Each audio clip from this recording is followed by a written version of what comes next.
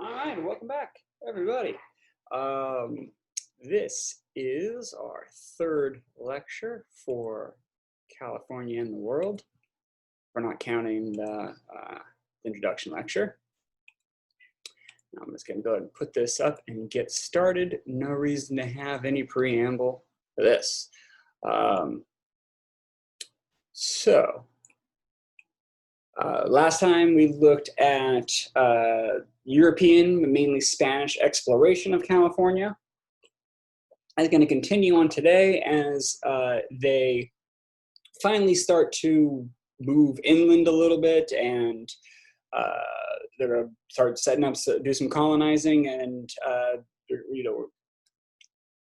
getting into California being a place where non-native people live. So here are our learning goals.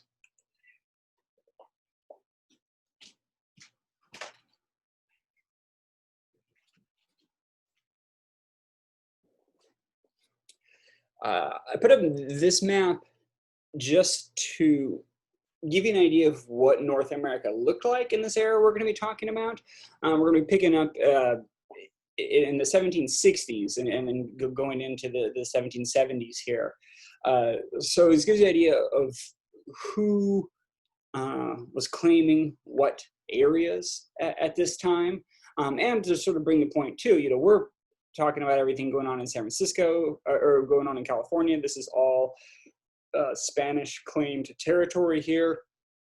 But on the other side of the continent, this is all British colonial territory, which in the 1770s, famously, there is a revolt and a revolution that begins the United States of America over here. It's a whole other world away over here, but these are concurrent things happening at the same time. In the middle, you have all this French territory, which not a lot of French people lived in. They claimed all this area, but there was never a lot of French colonization through here. So this is also a slide that I had up last time as well, just to bring in a reminder that the thing that's pressing here, that the reason the reason the Spanish are colonizing now up into further up in California, they for 200 years, that's a long time, 200 years, they've said this area is ours with California, but they weren't putting anybody here. So it's a really long time. But the thing that is motivating them right now is that the Russians are kind of slowly moving down here. So that's what's pushing them up this side. Okay, well, we better, it's time we better actually do something about this colonization effort. And they're going to use the laws of the Indies that I talked about, that three-prong church, presidio, pueblo, colony model. And if you know anything about the California missions at all, you know that it's the Franciscan order that's running the California missions, but it didn't start out as that. It started out in Baja California. So they start. They're starting south and moving north with the missions that they're building. And the first ones that are going to be building up there is part of the Jesuit order, which the Catholic faith has all kinds of different orders within it. There's not just monks or priests that are necessarily part. We're all Catholic together. And they're all Catholic, but there's sort of different orders within that they have sort of different values, different missions for the things they're trying to accomplish, different ways they go about it, things like that. And the Jesuits were the first ones. They were a relatively new order at this time. They called themselves the Society of Jesus, called themselves the Soldiers of God. They kind of ran themselves like a military organization, but rather than violence, they're out spreading the word of God to people, and and they're very much a missionary organization, and they're also very independent. in themselves. They don't they're not relying on, like, say, the Spanish crown for funding. They make their own money and their own independent, which is why the Spanish want them to do this, because they don't want to. The Spanish, this is getting in the late Spanish Empire era, where they don't have as much money as they used to. We'll talk about why the Spanish Empire is kind of falling apart in a future lecture, but they don't want to invest a lot of resources into settling California. So the Jesuits they're like, hey, we're going to do this ourselves. We'll supply the priests, we'll hire the soldiers that we need to protect it. You just kick back, and we're going to teach these people basically how to be Spanish, and then you can send in administrators and governors and run the show how you like. And to the Viceroy of Mexico and to the Spanish king, that sounds great, to be able to do that. And the Jesuits are, as far as colonizers go, they're pretty chill colonizers. In a way, if you're going to be colonized, better to be by the Jesuits, in a way, because they learn the native language, they learn the native culture, they show up and start ministering to the native people in their own language, and try to integrate their existing beliefs, the existing natives' beliefs, into the Christian traditions and things like that. Be like, oh, you have a winter solstice holiday? We do too. It's called Christmas. That's how we celebrate the birth of Jesus, and that kind of thing. So they're a little more flexible about stuff. They're not necessarily going in believing like all of your beliefs are wrong. You worship false idols, that's a sin. The Jesuits don't work that way. And because they're in this way, they are very effective missionaries because of that. Over the course of about 70 years or so, they built 17 missions up along the Baja Peninsula. Many of them are still there today. We're not going to talk about those because it falls outside of our purview. Like I said, we're not a Baja California class. But eventually, the Jesuits would have continued up into Alta California, building missions, but they end up getting booted out of all Spanish territory, and really out of most European kingdoms and empires at this time, partially because they are independent on themselves. It started making the monarchs of Europe be very suspicious about what's going on with these guys, that that they're able to run themselves. They're their own little like mini kingdom, within themselves. They have their own hierarchy, and they are spread out all across these European empires. They're extremely well educated. That's something about the Jesuits too. They're very passionate about learning. There's a high priority on educated people, and for that reason, a lot of them end up becoming like advisors to kings and things like that. They get well-placed positions. They make good diplomats. And so a lot of kings had brought Jesuits into their court as advisors, and everybody kind of looked around at the same time and realized like these guys are totally independent with their own priorities. They're highly placed. If they decided that we're gonna just like overthrow all the monarchs of Europe, they would have a good shot at being able to do it. So Carlos III of Spain and a number of other monarchs in Europe just said, forget it, all of them out. Like, they're not just kicking them out of our court, but like anywhere within the Spanish Empire, they're booted. Even as far away, the other side of the planet in Baja California, they're going to kick those guys out. They're going to come in and they're going to put in Dominican missionaries instead. But we're not really going to talk about the Dominicans. But the Dominicans are going to take over the Baja missionaries, and they're going to start looking for somebody else to start building missions in Alta California. And this is also, I think this is one of the reasons that we have that border between Alta and Baja California. They were considered to be different territories, partially because everything below this point is Dominican, everything above here is Franciscan. So that really had, for a long time, for decades, it has these two kind of separate systems. So it becomes kind of natural later on. Okay. So when they start looking for another Catholic order to preach to the native people, you know, to be the tip of the spear of this colonization effort, if you will. They turned to the Franciscans. The Franciscans were a very old order. Jesuits were a relatively new order. The Franciscans had been around for 500 years already at this point. And it's worth talking a little bit about who they are and their beliefs, because that plays into the way they're gonna preach to the native people of California. So they begin with Saint Francis of Assisi. That's why they're called Franciscans. Saint Francis of Assisi is the founder of the Franciscan order, and Saint Francis was a wealthy Italian. He's the son of an Italian merchant. Probably wouldn't have had to work a day in his life and still been relatively comfortable. You know, one of the rare people in Europe in the 1200s that, you know, is very highly placed, you know, upper class person.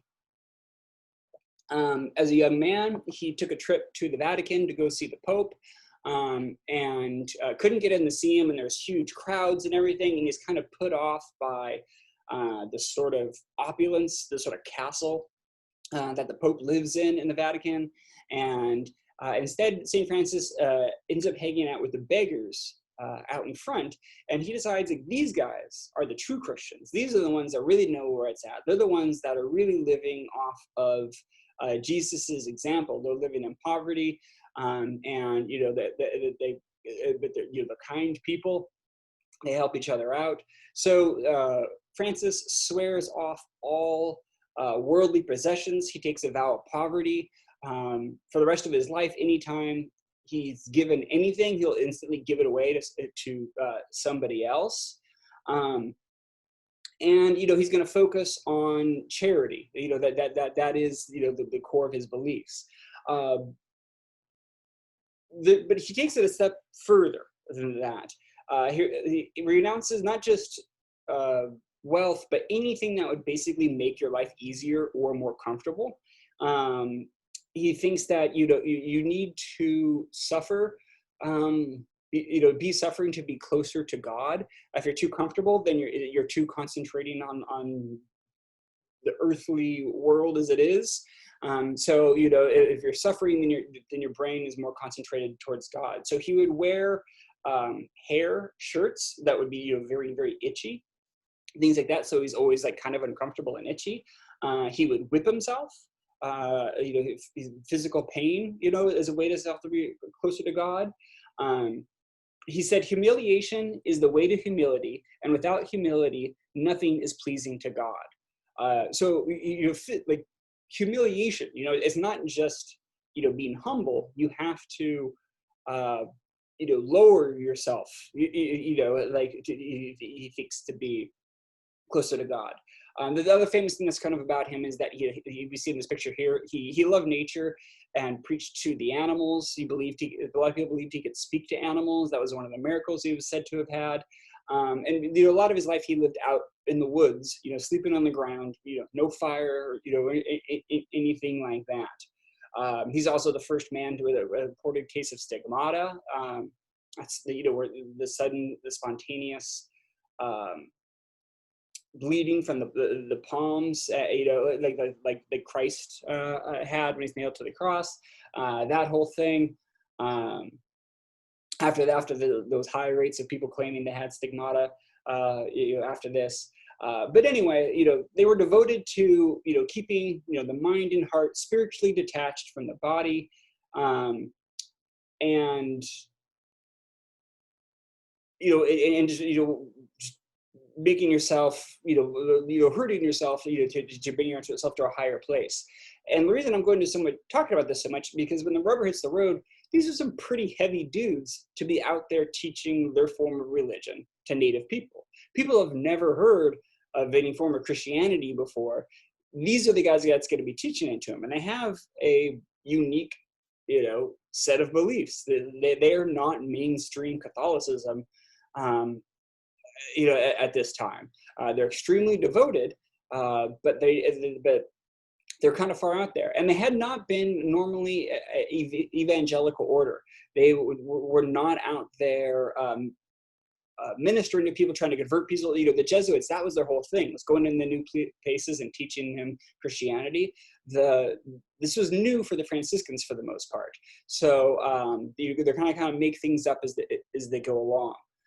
So that's something to sort of keep in mind when we think about what these guys' priority was, and how they thought about Christianity and the way they treat the native people.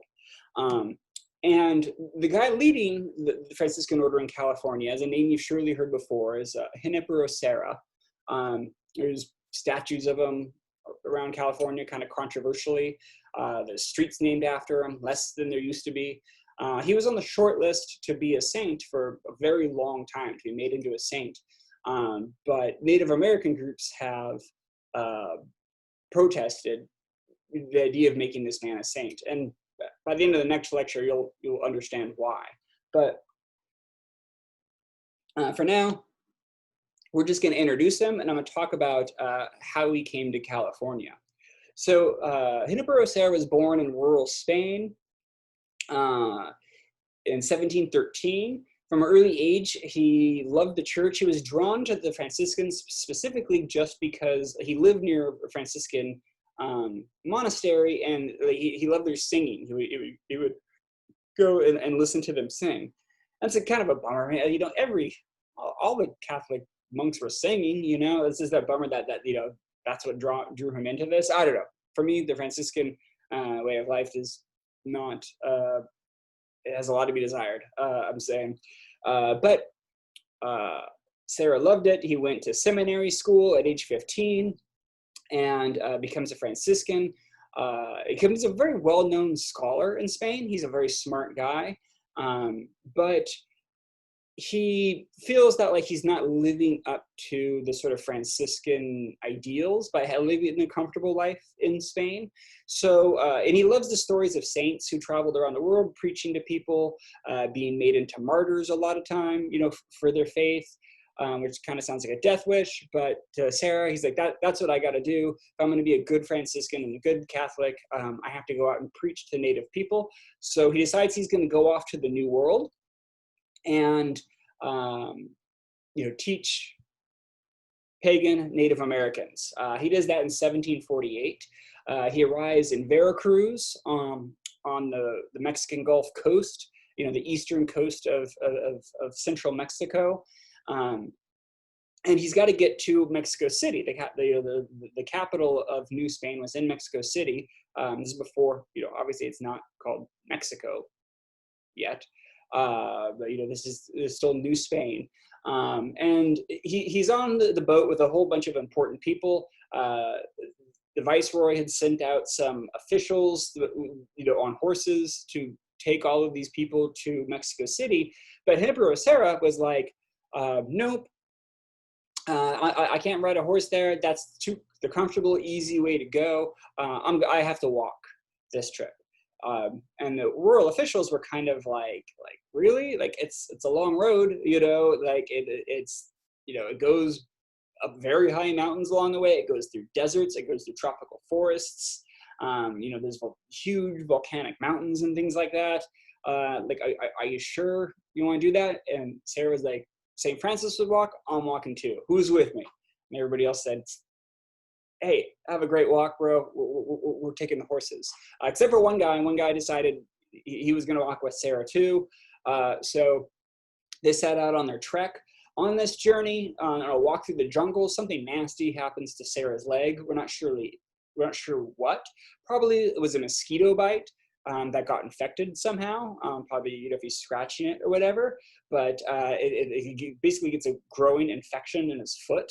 And his foot starts swelling up to the point where he could barely walk.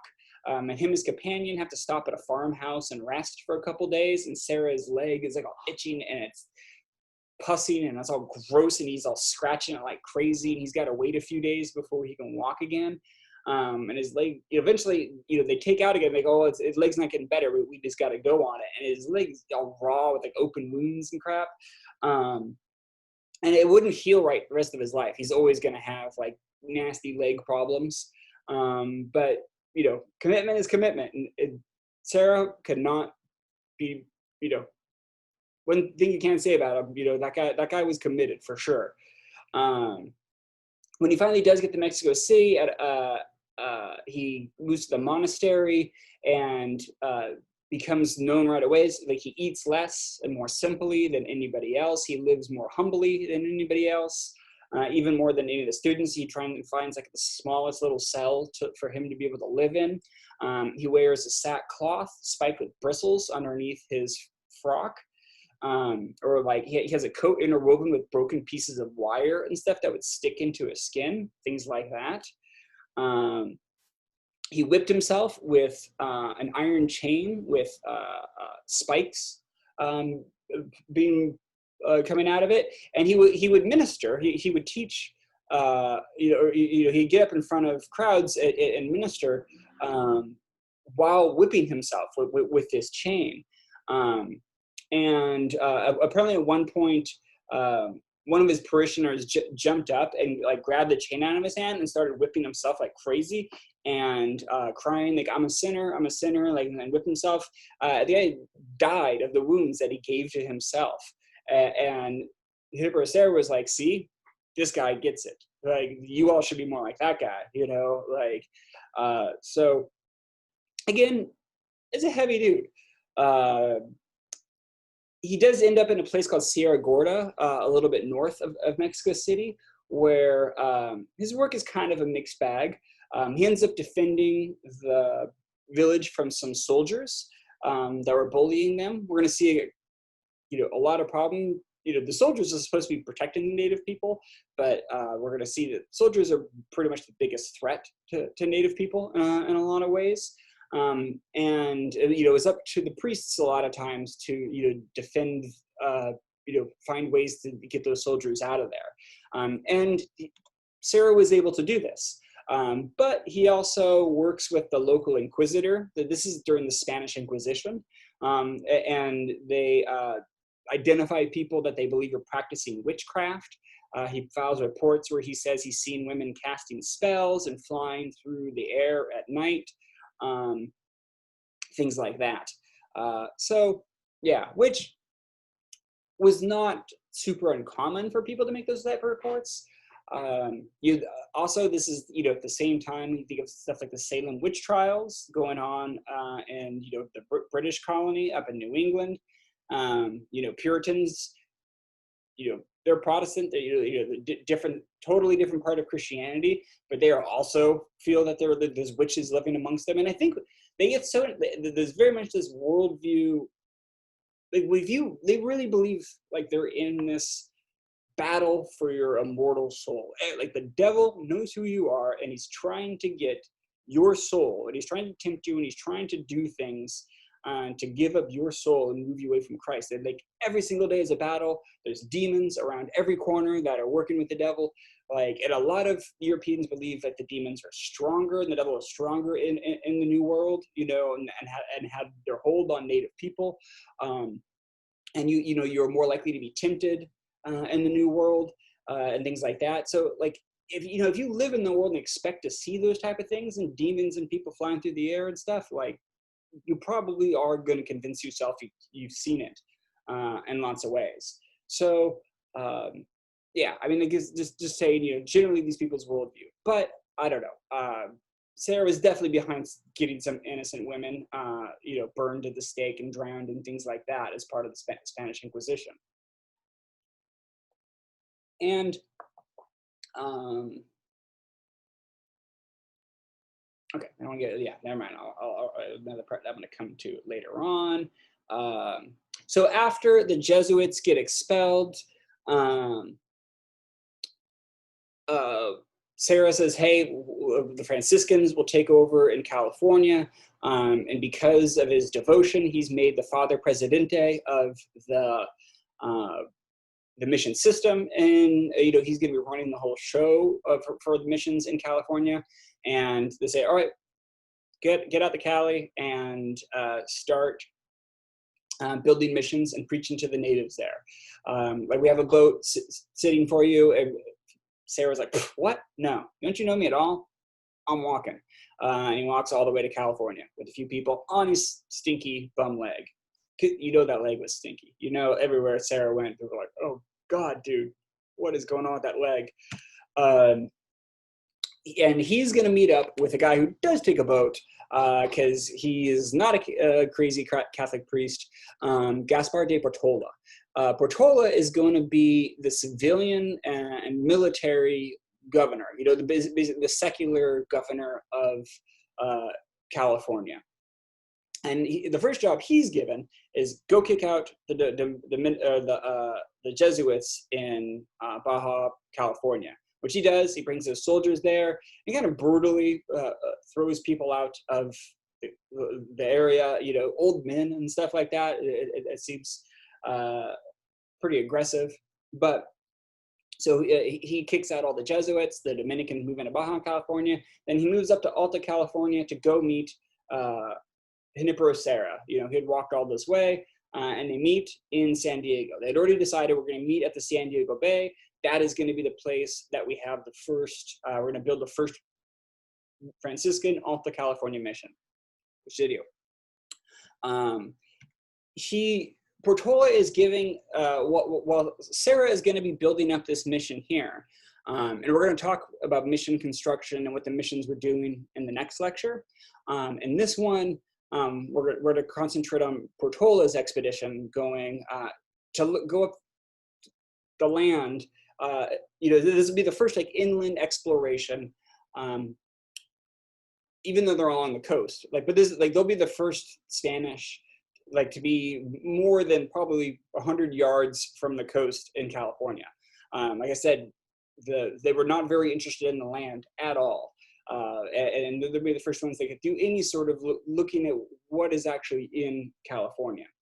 And his job is to basically bring a crew up to Monterey Bay, find the land route up in Monterey Bay. They're going to send a ship up from San Diego to meet them there with supplies and things like that, and the ship will be able to take them back down.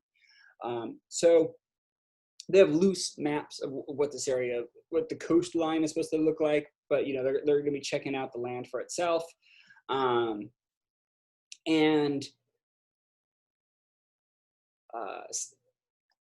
Portola leaves with a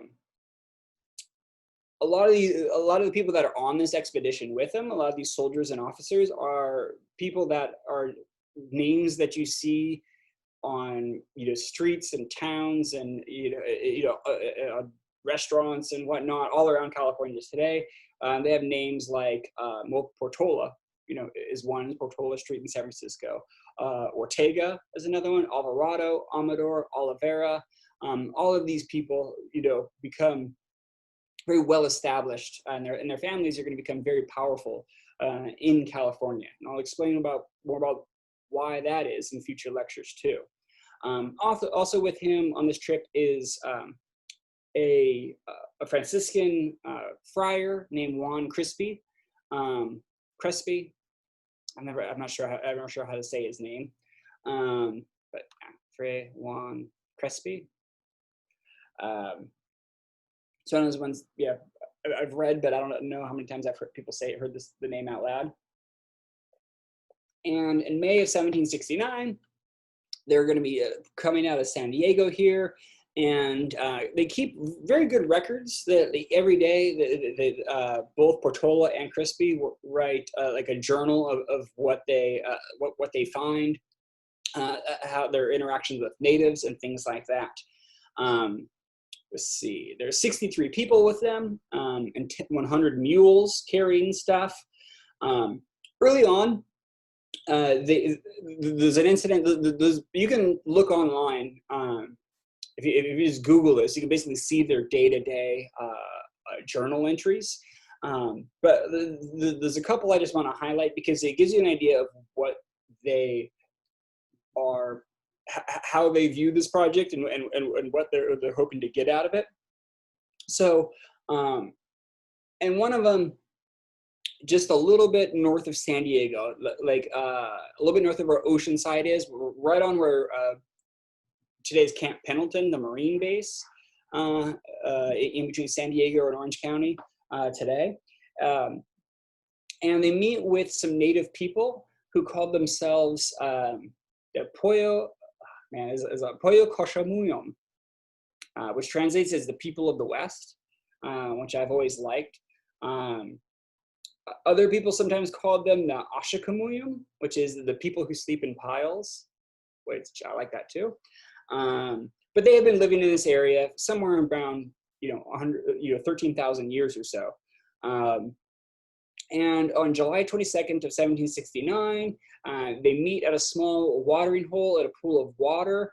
They exchange some gifts, have friendly relations, and the natives bring them some sick children. Now, the natives had never seen the Spanish before. Even, like over 200 years earlier, some of them had gotten off the boat in San Diego to meet some people. Everybody that is long dead, and stuff. They don't know anything about these people, but they know the natives know they're different. Surely, just the way they're dressed, their beards, and their weaponry. Their mules that they have, all that kind of stuff, is definitely unique. And the natives bring them to sick children. One of them, one girl that had been really badly burned. Another one was a sick infant, and said, like, is there anything you can do to save these two girls? Like, maybe you have some sort of special powers. And Fray Juan Crispy said, yeah, actually, I totally can. I'm going to baptize them. So he makes some holy water and baptizes them. And we don't really know what the natives thought in this. Their feelings are not recorded or anything. They didn't have a written language at the time, so we don't know their feelings. But I think we could probably assume that they thought these children were actually going to be healed in some way and continue to live. And Crispy was thinking like, oh, I'm going to make sure they get into heaven. These kids are going to die, clearly. I'm going to, like, now they've been baptized and they can get into heaven. But everybody was sort of happy with this at the time. I don't know, maybe the natives probably thought these kids are going to get better later, I guess. We don't really know what happened with that. But Crispy was very proud of himself and like, I saved these two children today. They call that area, they call it Canada del Bastimo, the Valley of Baptisms, or Los Cristianos, the little Christians. And that's what they named this little area.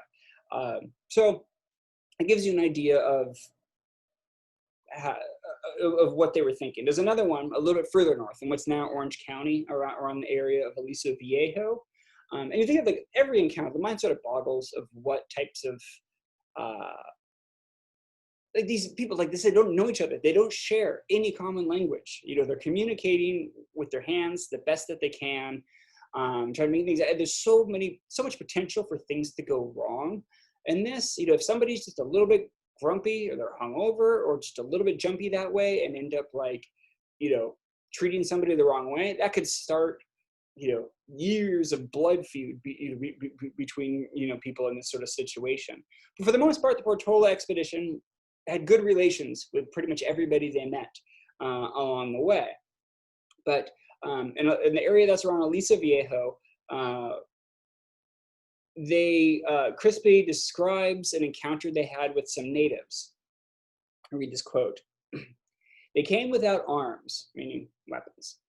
They came without arms, with friendliness unequaled. They made us presents of poor seeds, and we made return with ribbons and gewgaws. Nearly the whole day they remained with us, men, women, and children. And these heathens listened with more attention to what we told them by the signs of God and of Jesus Christ and of the salvation. And several times they devoutly venerated themselves to the Holy Cross and the cross of the crown. Venerated the Holy Christ and the cross of the crown. So Crispy thinks like through his hand gestures and hanging out with them, he thinks that he was able to communicate to these people somehow the importance of a 2,000-year-old Jewish carpenter that died on the other side of the planet and may or may not have risen later on, like, you know, and how he's the savior and the son of God. Like, how exactly did he communicate that to them? But he's totally convinced that they do. They venerated themselves to the cross, and they're on board. Team Catholic now. Way to go. We are doing good work up here, people. That's his mindset. And it gives you an idea of how they thought this would be done. Hindenburg era, when he got to San Diego, said in 10 years, we're going to be done. We'll be able to leave, and the native people are going to be running the show as a loyal Catholic territory, or loyal Spanish territory. Like 10 years, he thought we're going to pull out, and all of these natives are going to be completely competent and loyal administrators. Yeah, he's off by eternity on that one.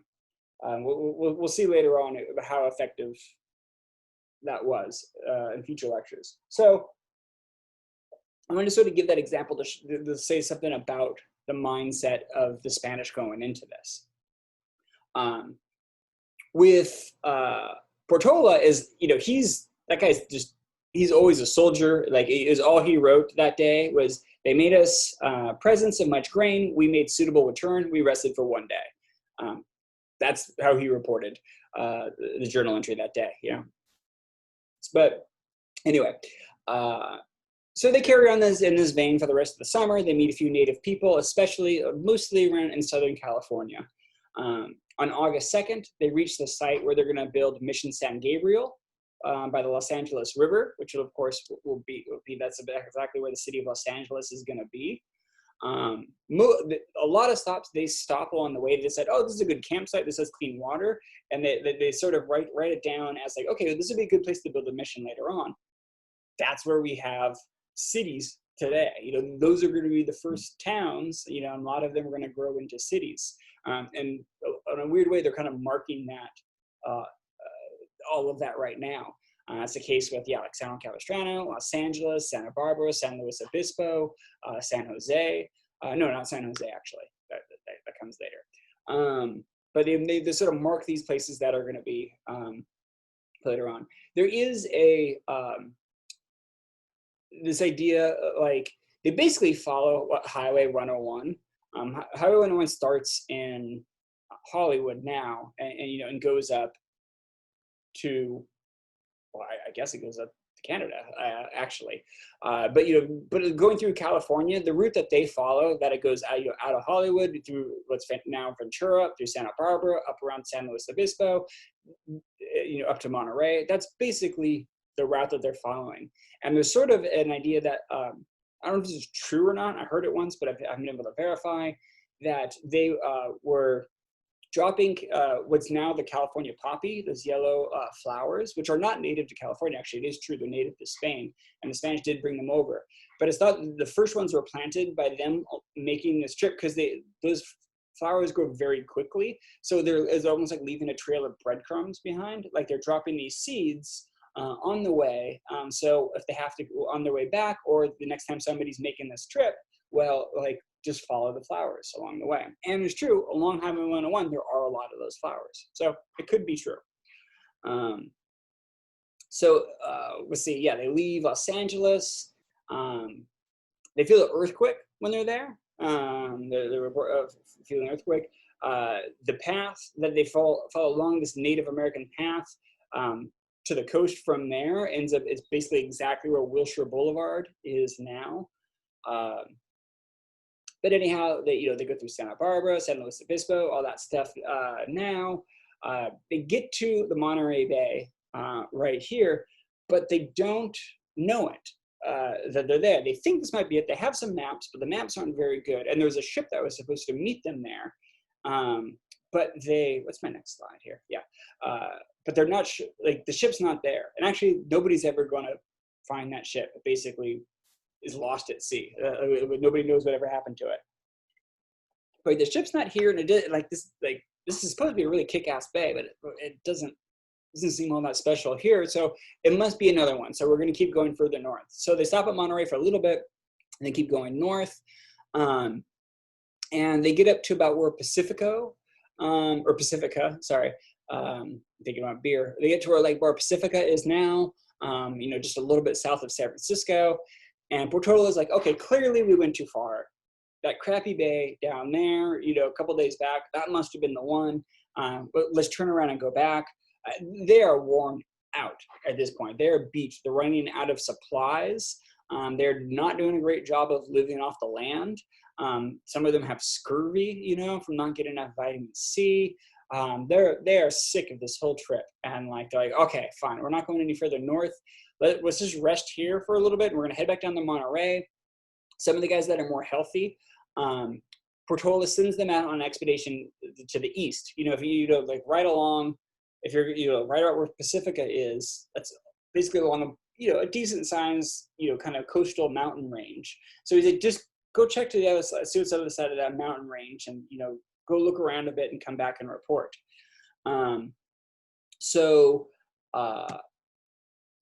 They do that.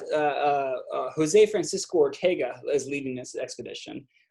Ortega, you know, is pretty famous. There's less stuff named after Ortega up here, but where I grew up in South Orange County, Ortega's name's on everything. But Ortega leads this little expedition over the mountains, and whoa, there is a whole bay here. There is this massive bay. This isn't on any maps. And they basically discover the San Francisco Bay, you know, this huge area. And they realize they're on this long peninsula, you know, going up in the San Francisco Bay. You know, like I said, you could fit the whole Spanish Armada in there. It's one of the world's most perfectly natural bays. I know by this class so far, it makes it seem like I'm obsessed with like the geological bay thing, but it was a big deal to them at the time. So they're like, wow, this is crazy. And, you know, so they're around, I think about like where like Redwood City is now or so. They ride south, go around the South Bay, you know, around sort of San Jose, and they go up right about somewhere around Hayward, somewhere like right around the area of CSU East Bay. They decided like, dude, this thing's too big. We can't map this whole thing. We got to go back and tell Portola what we found. And we'll map the rest of this later. So they turn around and go back and meet Portola Pacifica. They're like, dude, you're not going to believe what we found. It's nuts. Like, Spain's going to be super excited about this bay. Like, forget about Monterey. That's crap bay. The good stuff is right here. And Portola's like, yeah, awesome. I don't care. My guys are dying. I want to go home. So they turn around, stop back at Monterey, mark the spot. Boat's still not there to meet them. They're like, dude, this is a bummer, and walk the whole way home. Again, very disheartened. Portola is going to want to get out of California as quickly as possible. Pretty much hates it because of this expedition. You know, that is the first land trip up there. And this is, I think that's all. That is it for this lecture. A kind of short one. I'll record the next one right now, I think.